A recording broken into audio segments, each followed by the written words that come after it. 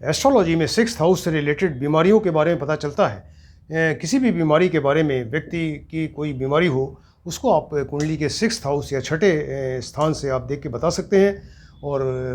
उसी को फिर मेडिकल एस्ट्रोलॉजी एक सब्जेक्ट है, इसको मेडिकल एस्ट्रोलॉजी कहा जाता है, राइट। अब ये कुंडली के जो 12 हाउसेज हैं, हर एक हाउस बॉडी के किसी न किसी पार्ट को रिप्रेजेंट करता है और उस पार्ट से रिलेटेड बीमारियां आप बता सकते हैं। तो फिलहाल अभी ये थर्ड हाउस से रिलेटेड योग बताए जा रहे हैं। थर्ड हाउस से रिलेटेड क्या क्या बीमारियां हो सकती हैं, तो उसमें अभी ये कान के बारे में ये डिस्कशन चल रहा है। तो आज जो टॉपिक है वो कान से बहरापन यानी डेफनेस। व्यक्ति, कुछ आपने देखा होगा कि कुछ लोगों को बहुत कम सुनाई देता है या बिल्कुल ही नहीं सुनाई देता, वो डेफ होते हैं, यानी उनको डेफनेस हो जाती है या बहरापन होता है, राइट। उसी के बारे में आज डिस्कस करेंगे। तो कान के बारे में बताते हैं कि कान के 3 पार्ट्स होते हैं। एक तो कान जो बाहरी पार्ट दिखाई दे रहा है, ये कान का पार्ट है एक्सटर्नल ईयर, ये पिन्ना है, और पिन्ना के अंदर फिर ये यहाँ पर ईयर कैनाल होती है, और उसके बाद फिर कान का पर्दा, ये टिम्पैनिक मेम्ब्रेन होती है, राइट। टिम्पैनिक मेम्ब्रेन से और अगर अंदर जाएँ तो फिर मिडिल ईयर होता है, और मिडिल ईयर के बाद फिर इंटरनल ईयर, और इंटरनल ईयर या लैब्रिंथ कहते हैं। इंटरनल ईयर से जो नर्व निकलती है डायरेक्ट ब्रेन तक जाती है, और जो आवाज़ हमको सुनाई देती है वो इंटरनल ईयर से ही वो नर्व के द्वारा ब्रेन तक पहुंचती है और हमको वो आवाज़ सुनाई देती है, राइट। अब अगर सपोज़ एक्सटर्नल ईयर में कोई प्रॉब्लम है, एक्सटर्नल ईयर में कोई इन्फेक्शन हो जाए, बैक्टीरिया, वायरस या कोई फंगल इन्फेक्शन, और उसको ओटाइटिस एक्सटर्ना कहते हैं, तो इस या कोई चीज़ फंस जाए ईयर कैनाल में, कोई बहुत ज़्यादा चीज़ ऐसी कोई फंस जाए, तो वो जिससे टिम्पैनिक मेम्ब्रेन तक वो आवाज़ पहुँच ही नहीं पा रही है, क्योंकि आवाज़ जो कहीं से सुनाई देती है तो सबसे पहले वो ईयर कैनाल से टिम्पैनिक मेम्ब्रेन तक जाती है। टिम्पैनिक मेम्ब्रेन में बहुत तेज़ वाइब्रेशन होता है और तब वो आवाज़ अंदर जाती है फिर। तो अगर वो बीच में ही ऑब्स्ट्रक्शन हो रहा है, यानी आवाज़ पहुँच ही नहीं पा रही है टिम्पैनिक मेम्ब्रेन तक, तो वाइब्रेट नहीं करेगा और व्यक्ति सुन नहीं पाएगा, उसको डेफनेस होगी। इसी तरह से मिडिल ईयर, अब वो टिम्पैनिक मेम्ब्रेन तक मान लीजिए आवाज़ पहुँची, टिम्पैनिक मेम्ब्रेन ठीक से वाइब्रेट नहीं कर पा रहा है, या टिम्पैनिक मेम्ब्रेन में कोई छेद हो जाए, परफोरेशन होता है कई बार, या फिर वो वहाँ से इन्फेक्शन मिडिल ईयर में पहुँच गया जिसको ओटाइटिस मीडिया कहते हैं, और तो या कान बहने लगे, कान से मवाद निकलने लगे, उस केस में जो आवाज़ आ रही है कान के अंदर में, तो टिम्पैनिक मेम्ब्रेन में डिफेक्ट होने की वजह से वो वाइब्रेट ही नहीं कर पाएगा, कायदे से वाइब्रेट नहीं कर पाएगा, या कान के अंदर मिडिल ईयर में मवाद भरा हुआ है तो वो आवाज़ वाइब्रेशन और अंदर तक पहुँचेगा नहीं और व्यक्ति को सुनाई नहीं देगा, और उसको फिर वो डेफनेस कहेंगे। इसी तरह से इनर ईयर या जो लैब्रिंथ है उसमें इन्फेक्शन हो जाए तो वो लैब्रिंथाइटिस हो गया, या फिर वो इसमें इनर ईयर में कोई ट्यूमर हो जाए, कैंसर हो जाए, ऐसा कुछ डिफेक्ट हो जिसकी वजह से वो नर्व तक पहुंच ही ना पाए आवाज़, या वाइब्रेशन ना पहुंच पाए, और नर्व के थ्रू जो ब्रेन तक जाता है वो नहीं जा पाएगा वाइब्रेशन, और फिर उस केस में वो सुनाई नहीं देगा, उसी को डेफनेस कहते हैं। अब एस्ट्रोलॉजी पॉइंट ऑफ व्यू से कैसे हम देखें कि आप व्यक्ति को नहीं जानते, आपके सामने सिर्फ कुंडली रखी गई है कि आप ये बताइए कि ये व्यक्ति डेफ है क्या, या बाद में इसको डेफनेस हो सकती है, तो ये इसके बारे में आप बताने के लिए हमें क्या क्या चीज़ देखनी पड़ेगी, इसके बारे में बताते हैं।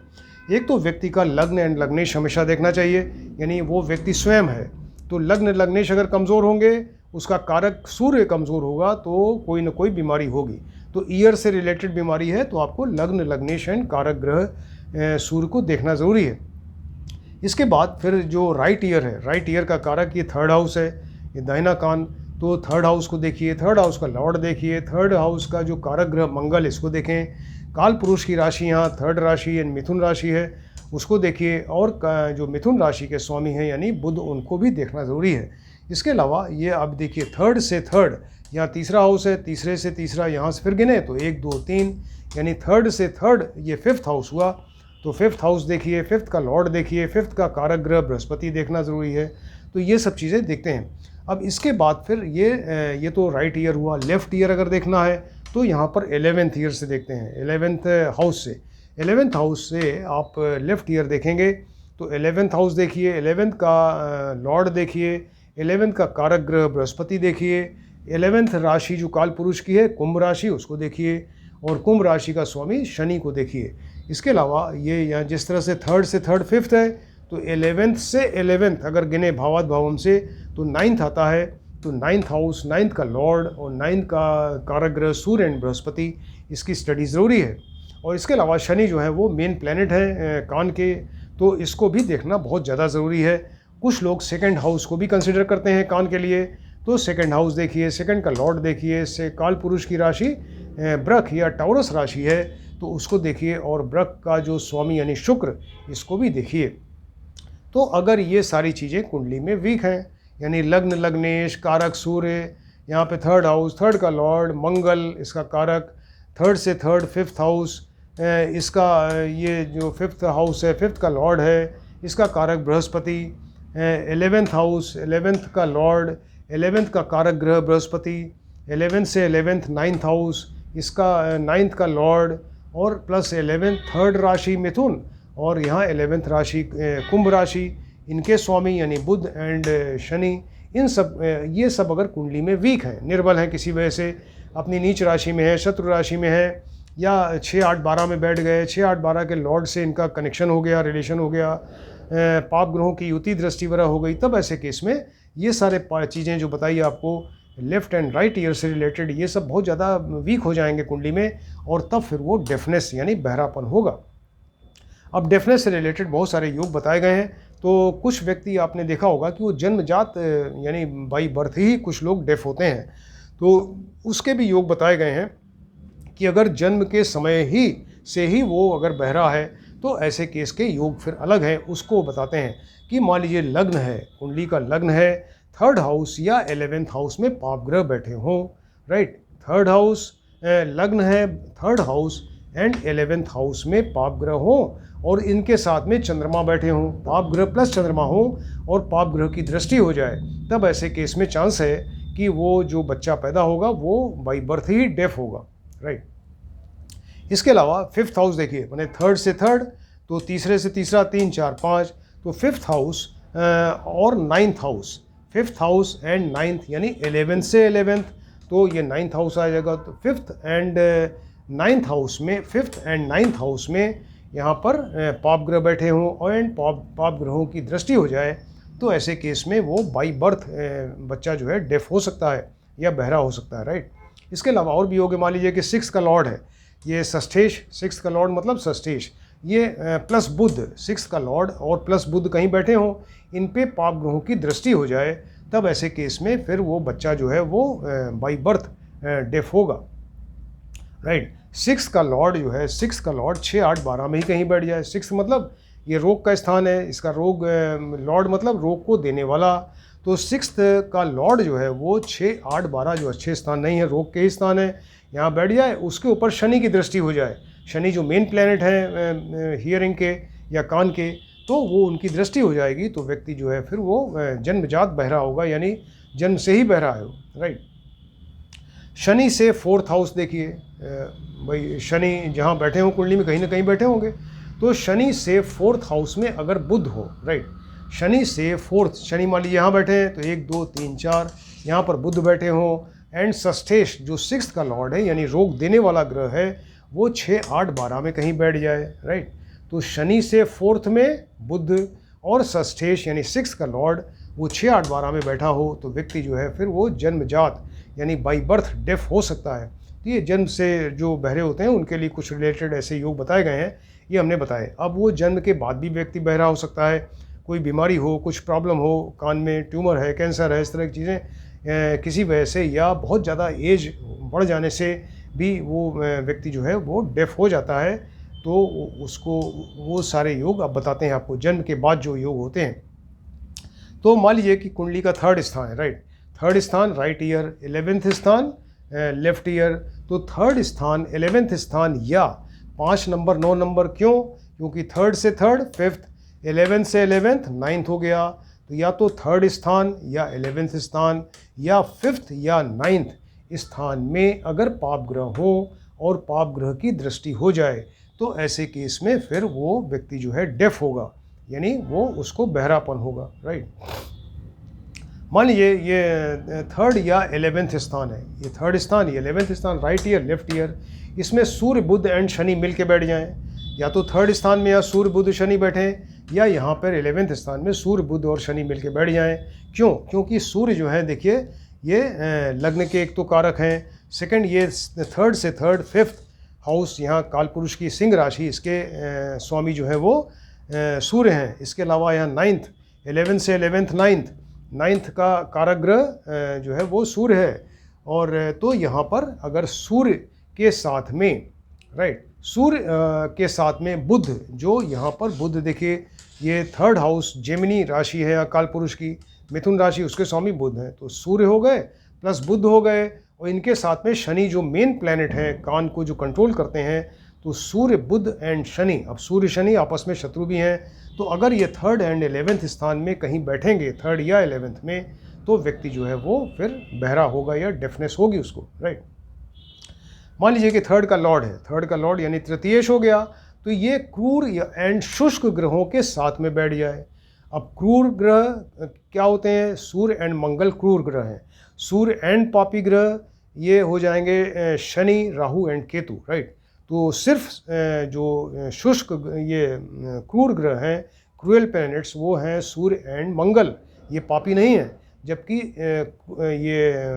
पापी एंड क्रूर दोनों ये शनि एंड राहु एंड केतु हैं। और शुष्क ग्रह क्या है? शुष्क ग्रह जो यानी ड्राई प्लैनेट्स, ये हैं सूर्य, मंगल एंड शनि, इनको ड्राई प्लैनेट्स कहा जाता है। तो अब यहाँ जो योग बताया जा रहा है कि वो थर्ड का लॉर्ड यानी तृतीयेश, ये क्रूर और शुष्क ग्रहों के साथ में बैठ जाए, यानी थर्ड का लॉर्ड तृतीयेश जो है ये सूर्य, मंगल, शनि के साथ बैठ जाए कहीं पे कुंडली में, तब ऐसे केस में व्यक्ति जो है डेफ होगा। थर्ड का लॉर्ड जो है अपनी शत्रु राशि में बैठ जाए, थर्ड का कोई ना कोई लॉर्ड होगा यहाँ पे, जो स्वामी है इसका थर्ड का, तो वो शत्रु की राशि में अपने बैठ जाए, और इसके अलावा उसके साथ में शुष्क ग्रह हो यानी सूर्य, मंगल और शनि साथ में हो, तो व्यक्ति जो है फिर डेफ होगा। मान लीजिए कुंडली का छठा स्थान रोग का स्थान है, तो छठे स्थान में यहाँ पर ये पूर्ण चंद्रमा यानी पूर्ण चंद्रमा जो सूर्य एकदम बहुत दूर है यहाँ से, तो पूर्ण चंद्रमा इनके साथ में अगर मंगल बैठ जाए, पूर्ण चंद्रमा प्लस मंगल बैठ जाए, तो यहाँ पर देखिए थर्ड के कारक हैं ये क्या नाम मंगल, तो चंद्रमा के साथ में अगर मंगल यहाँ रोग स्थान में बैठेंगे तो व्यक्ति को डेफ बना देंगे। तो 6th हाउस रोग के स्थान में पूर्ण चंद्रमा प्लस मंगल अगर बैठेंगे तो व्यक्ति जो है वो डेफ हो सकता है। मान लीजिए 6th का लॉर्ड है, यानी ये तो रोग स्थान हुआ, छठा स्थान, इसको रोग देने वाला ग्रह ये छठा स्थान हो गया, छठे स्थान का लॉर्ड हो गया। तो 6th का लॉर्ड प्लस बुध यहाँ का जेमिनी राशि, इसके कारक हैं कालपुरुष के, इसके स्वामी हैं। तो 6th का लॉर्ड प्लस बुध ये कुंडली के 4th या 6th स्थान में बैठ जाएं, 4th या 6th स्थान में बैठ जाएं, और इन पे शनि की दृष्टि हो जाए, जो इसके कंट्रोलिंग प्लैनेट हैं कान के शनि, तो उनकी दृष्टि हो जाए। फिर से बताते हैं, 6th का लॉर्ड षष्ठेश बुध के साथ मिलकर ये 4th या 6th हाउस में बैठे और उसके ऊपर शनि की दृष्टि हो जाएगी, तो व्यक्ति जो है फिर डेफ होगा, यानी वो बहरा होगा। मान लीजिए कि 6th का लॉर्ड ये स्वयं बुध हो जाए, 6th का लॉर्ड ही बुध हो जाए, यानी यहाँ पर 3 नंबर राशि या 6 नंबर राशि है, तो 6th का लॉर्ड जो है बुध हो जाए और 6, 8, 12 में कहीं बैठ जाएं और इन पे ये शनि की दृष्टि हो जाए। तो 6th का लॉर्ड बुध होकर 6, 8, 12 में कहीं बैठे, उसके ऊपर शनि की दृष्टि हो जाए, तो ऐसे केस में व्यक्ति जो है उसको डेफनेस होगी। मान लीजिए 6th का लॉर्ड है, 6th का लॉर्ड षष्ठेश है, ये शुक्र हो जाए। ये जो आपको बताया, कुछ लोग 2nd हाउस यानी जो काल पुरुष की 2nd राशि है उसका स्वामी शुक्र है, तो इसको भी कंसिडर करते हैं कान के लिए। तो अगर 6th का लॉर्ड अगर शुक्र हो जाए, और ये षष्ठेश होकर लग्न में बैठ जाए, तो 6th का लॉर्ड यानी षष्ठेश जो है ये शुक्र हो और लग्न में बैठ जाए, और उसके ऊपर चंद्रमा और पाप ग्रहों की दृष्टि हो जाए, उसके ऊपर चंद्रमा, तो षष्ठेश यहाँ बैठा शुक्र होकर लग्न में, इसके ऊपर चंद्रमा और पाप ग्रहों की दृष्टि हो जाए, तो व्यक्ति जो है वो फिर राइट ईयर से, उसके राइट ईयर में प्रॉब्लम होगी, राइट ईयर से उसको सुनाई नहीं देगा।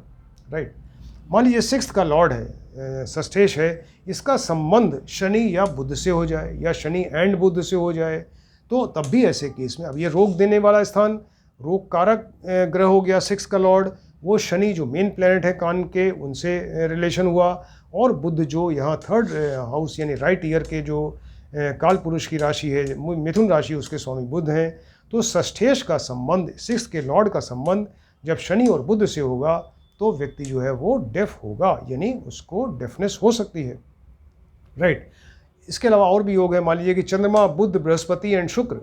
चंद्रमा, बुध, बृहस्पति एंड शुक्र, ये 4 प्लैनेट्स किसी भी जगह एक साथ होके बैठ जाएं, कुंडली में कहीं भी बैठ जाएं, चंद्रमा, बुध, बृहस्पति एंड शुक्र, ये सब प्लैनेट्स कहीं ना कहीं किसी तरह से ये कान से रिलेटेड हैं। तो चंद्रमा, बुध, बृहस्पति एंड शुक्र अगर ये साथ में बैठेंगे कुंडली में किसी जगह किसी भाव में तो व्यक्ति को डेफनेस हो सकती है, राइट।